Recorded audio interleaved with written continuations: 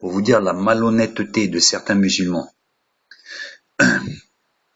Ils diffusent des interviews du docteur Bart Ehrman, je pense qui est un grand scientifique de la Bible, et qui dénote certaines erreurs entre guillemets, incohérences de la Bible, pour dire justement, ben, vous voyez, le Coran est vrai. La Bible, je le répète, la Bible a quelques erreurs, si on dit, tandis que le Coran, c'est 100% d'erreurs. C'est 100% d'erreurs. Donc, de dénoncer, de fustiger certaines, disons, malversations pour déjà démolir tout un livre, alors que je le répète, la Bible a des dizaines de prophéties qui sont déjà accomplies. Donc automatiquement, on peut dire que les prophéties bibliques sauvent entre guillemets la Bible, puisqu'il y a eu un accomplissement, même s'il y a eu certaines erreurs, je le redis, dues au canal humain. Cela ne veut pas dire automatiquement que, puisque vous avez vu quelques petites erreurs, ça veut dire que le Coran, il est juste. Donc, déjà, les personnes qui prêchent cela dénotent eux-mêmes, montrent eux-mêmes au plein jour leur malhonnêteté. Donc, vous voyez, votre livre a des petites erreurs, ça veut dire, le Coran, ça veut dire il est juste. C'est vraiment malhonnête. Donc, ils font voir des interviews du docteur Bart Ehrman qui justement nous fait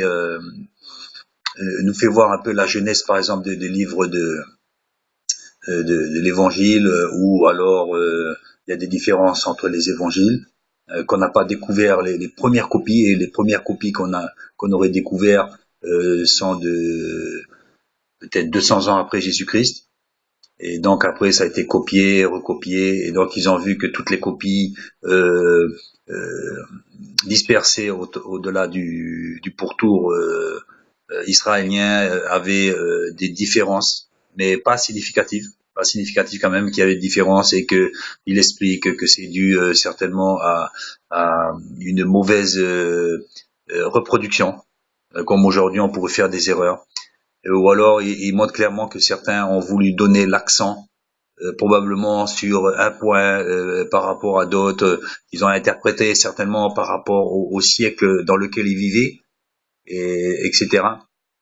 Mais comme je le dis, ça n'enlève en rien des prophéties qui, si on peut dire, sauvent la Bible, comme dans Matthieu 24, la destruction du temple de Jérusalem.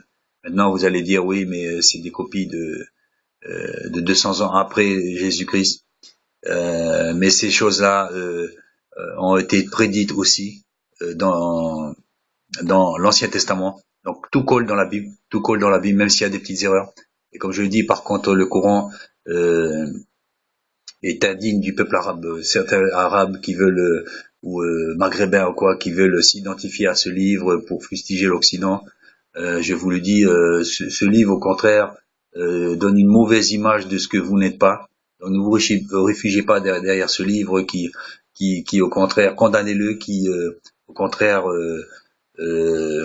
déshonore ceux qui se cachent derrière, puisque c'est un tissu de mensonges. Donc pas pour autant que vous allez croire la Bible, mais je vous le dis, vous pouvez la croire plus facilement, parce que la Bible témoigne déjà pour elle-même. C'est le seul livre, je le répète, où